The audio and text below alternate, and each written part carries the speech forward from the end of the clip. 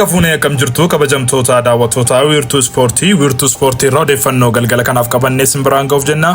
Haga xumura qophii keenyaatti nu waliin turaa jecha odeeffannoo biyya keessaan yoo eegallu.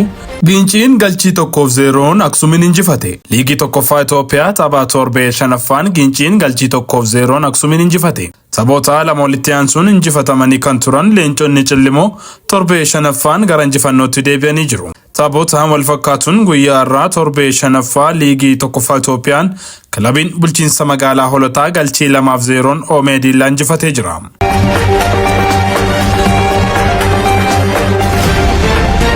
Champions League Eurooppaan morkii Cheelsiin Barseeloonaa waliin taasisuun eegama. Taphoonni Champions League Eurooppaa marsaa shanaffaan har'aa galgala kan eegalu ni ta'a. Taphoonni marsaa shanaffaa kunneen har'aa halkan sa'aatii 2:45 irraa jalqabe Ajax Amsterdam Benfica waliin Galatasaray ammoo Union Saint-Gilloise waliin falmii taasisan ni eegala. Halkan sa'aatii 5 irraa eegalee morkiin Cheelsiin Barseeloonaa waliin taasisu xiyyeeffannoo guddaa argateera.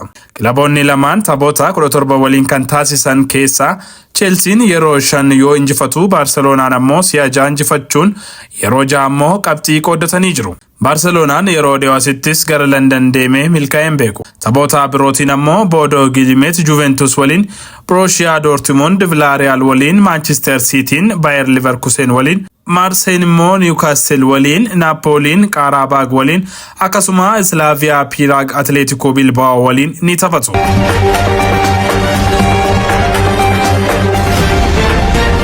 Riyaakoo kiiniin nifaman gaafadha jechuun Gaanaa Guyeen nifama gaafate. Tapha Manchester United Evertoniin injifatame irratti taphataa garee Saafaanaa kan wallole Idriisaa Gaanaa Guyeen nifama gaafatee jira. Riyaakoo kiiniin nifaman gaafadha kan jedhe Gaanaan gocha badaa ani raawwadheef itti gaafatamummaa isaas nan fudhadha jedheera. Hiriyoota koo miseensota leenjistootaa deeggartootaa fi kilaba kana dhiifaman gaafadha jechuunis dubbate. Miira keessa seeneen gocha kana raawwadha jechuunis ergaa isaa dabarseera.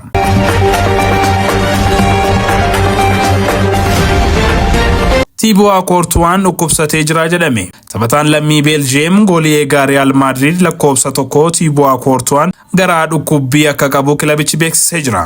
Kanuma hordofuun Thibaut Courtois tapha Champions League guyyaa boruu Olympiacos waliin taphatu irratti akka hin hirmaannes ifatee jira. Real Madrid guyyaa boruu Andre Lunin goolii eegaa ta'ee ni fayyadas jedhamee eegama. Real Madrid guyyaa boruu jechuunis sa'aatii 5 irratti Olympiacos waliin ni taphata.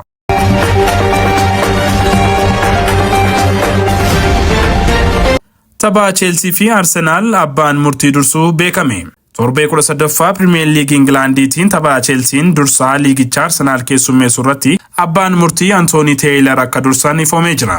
Anthony Taylor tapha Cheelsiin Liverpool 2-1 injifatee fi tapha Arsenaal Fulhamiin 1-0 injifatame dursuun isaanis kan yaadatamudha. Abbaa murtee vaarii ta'uun ammoo John Brooks ni dursu jedhameera.